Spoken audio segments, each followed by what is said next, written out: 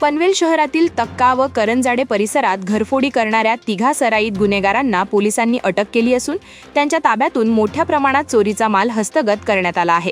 ललित शाही, किशोर शाही आणि शेर बहादूर शाही यांनी संगनमत करून तक्का परिसरात सुमारे 60,88,000 रुपयांचे सोन्याचे दागिने, रोख रक्कम आणि घड्याळ चोरी केल्याची माहिती समोर आली आहे।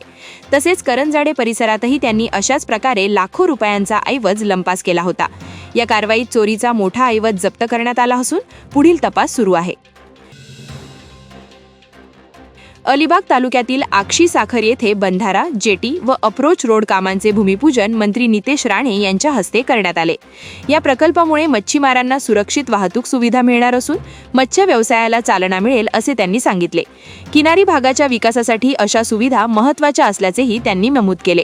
या कार्यक्रमाला आमदार महेंद्र दळवी यांच्यासह पदाधिकारी आणि कार्यकर्त्यांसह अनेक मान्यवर उपस्थित होते। या कामांमुळे स्थानिक अर्थव्यवस्थेला गती मिळण्याची अपेक्षा व्यक्त केली जात आहे।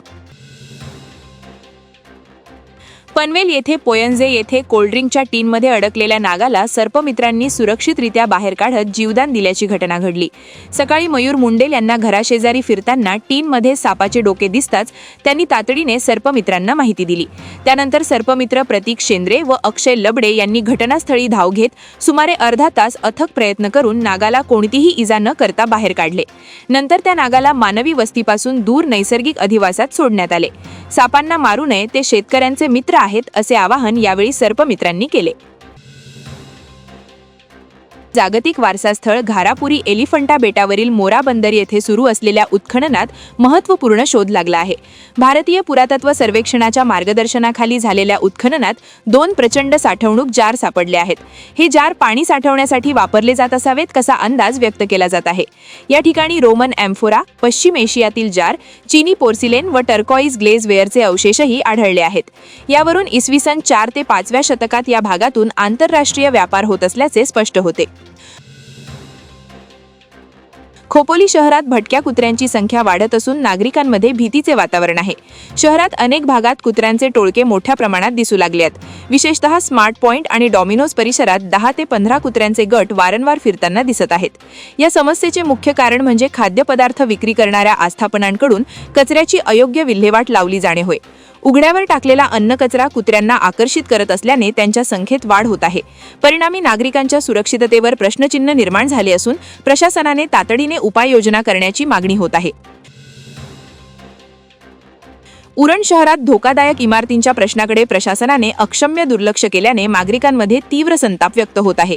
अनेक जीर्ण इमारती कोसळण्याच्या स्थितीत असूनही त्यामध्ये व्यवसाय सुरू असल्याचे धक्कादायक चित्र शहरात दिसत आहे। वारंवार तक्रारी करूनही अधिकारी केवळ आश्वासने देत असल्याचा आरोप नागरिकांकडून करण्यात आला आहे। त्यामुळे नागरिक मृत्यूच्या सावलीत जगत असल्याची भावना व्यक्त होत आहे। याबाबत कोणतीही दुर्घटना घडल्यास जबाबदारी प्रशासनावरच राहील असा इशारा उरणकर नागरिकांनी दिला आहे। उरण नगरपालिकेचा कारभार गेल्या 10-15 दिवसांपासून ठप्प असल्याची तक्रार नागरिकांकडून होत आहे। मुख्याधिकारी रजेवर असून प्रभारी अधिकारीही कार्यालयात हजर नसल्याने प्रशासन कोलमडले असल्याचा आरोप सतत होत आहे। पाणी पुरवठा, स्वच्छता, रस्ते आदी मूलभूत सेवा ठप्प झाल्याचे नागरिक सांगतायत। याबाबत उरणकरांनी संतप्त प्रतिक्रिया व्यक्त करत कारभार नक्की चालवतोय कोण असा सवाल उपस्थित केला आहे। प्रशासनाकडून कोणतीही स्पष्टता मिळत नसल्याने नागरिकांमध्ये नाराजी वाढली आहे। पेण येथील गांधी वाचनालयात प्रतिभा फाउंडेशन व हायब्रिड स्किल सेंटर यांच्या संयुक्त विद्यमाने भव्य रोजगार मेळावा उत्साहात पार पडला। युवा शक्ती फाउंडेशन पुणे यांच्या सहकार्याने आयोजित या मेळाव्यास युवक युवतींचा उत्स्फूर्त प्रतिसाद मिळाला। सकाळपासूनच मोठी गर्दी पाहायला मिळाली। महिंद्रा अँड महिंद्रा, MRF, हुतामकी, उन्नती हेल्थ, लक्ष्मी ऑर्गॅनिक यांसारख्या नामांकित कंपन्यांनी सहभाग घेतला। सुमारे 400हून अधिक उमेदवारांपैकी 250 पेक्षा अधिक युवकांची प्राथमिक निवड करण्यात आली। यामुळे स्थानिक तरुणांना रोजगाराची संधी उपलब्ध झाली। पनवेल शहरातील साई पालक डेव्हलपर्सच्या नवीन कार्यालयाचे उद्घाटन महापौर नितीन पाटील यांच्या हस्ते उत्साहात पार पडले। पनवेलमधील ठाणे नाका मार्गावरील कॉर्पोरेट बिझनेस सेंटर येथे हा कार्यक्रम पार पडला। यावेळी नगरसेवक सुमित झुंजारराव व इतर मान्यवर उपस्थित होते। या कार्यालयाच्या माध्यमातून शहरातील रिअल एस्टेट क्षेत्राला चालना मिळेल अशी अपेक्षा मान्यवरांमार्फत व्यक्त करण्यात आली। पेण शहरात संपन्न झालेल्या चॅम्पियन लीग क्रिकेट स्पर्धेत आई कोंबडपाडा वासिनी 11 संघाने सलग दुसऱ्या वर्षी विजेतेपद पटकावले. अंतिम सामन्यात त्यांनी विघ्नहर्ता रामवाडी ब्लास्टर्स संघाचा पराभव केला. 7 संघांच्या सहभागातून ही स्पर्धा उत्साहात पार पडली. मालिकावीर राहुल ठाकूर, उत्कृष्ट फलंदाज कृष्णा पाटील, गोलंदाज अक्षय पाटील यांचा मान्यवरांच्या हस्ते गौरव करण्यात आला.